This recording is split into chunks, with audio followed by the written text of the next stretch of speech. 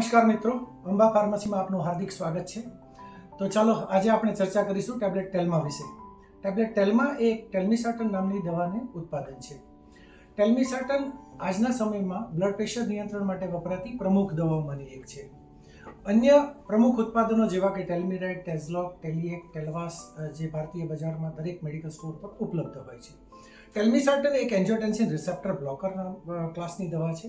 તો આવો જાણીએ આપણે ટેલ્મિસર્ટન આપણા શરીરમાં કેવી રીતે કામ કરે છે। ટેલ્મિસર્ટન આપણા શરીરમાં એન્જિયોટેન્સિન 2 નામના રસાયણનું ઉત્પાદન નિયંત્રિત કરે છે। આ એન્જિયોટેન્સિન 2 નામનું રસાયણ આપણા શરીરમાં રક્તવાહિનીઓના સંકોચન માટે જવાબદાર છે।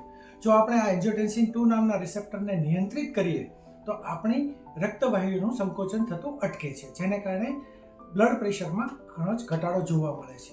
આ ઉપરાંત અન્ય અસર આપણા શરીરમાં આલ્ડોસ્ટેરોન નામનું હોર્મોન જે આપણા રક્તમાં સોડિયમ અને પાણીની માત્રાને જાળવી રાખવાનું કામ કરે છે, આ આલ્ડોસ્ટેરોન હોર્મોનના નિર્માણને ટેલ્મિસર્ટન નિયંત્રિત કરે છે, જેને કારણે આપણા રક્તમાંથી વધારાનું સોડિયમ અને પાણીનો નિકાલ થતાં આપણા રક્તના વોલ્યુમનો ઘટાડો થાય છે, જેને કારણે આપણા હૃદય પર વર્કલોડમાં ઘટાડો થતાં પણ બ્લડ પ્રેશરમાં ઘટાડો નોંધી શકાય છે।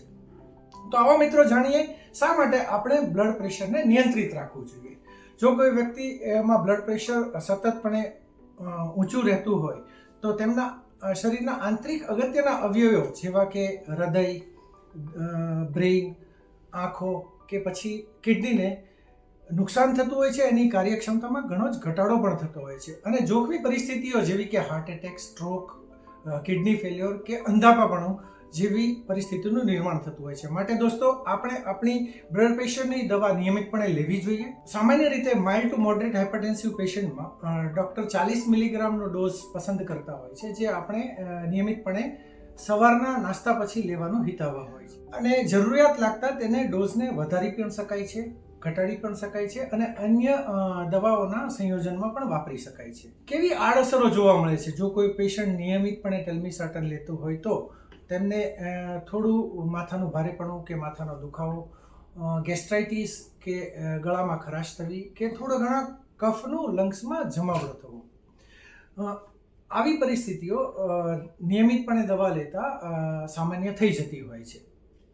શું કરવું જોઈએ જો કોઈ પેશન્ટ તેની નિયમિત ડોઝ લેવાનો ભૂલી જાય તો?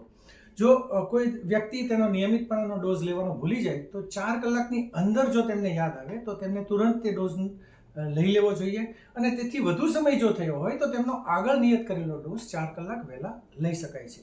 આશા રાખું છું કે આ માહિતી આપના માટે ખૂબ જ ઉપયોગી રહે। ફરી મળીશું નવી દવાની વિગત સાથે।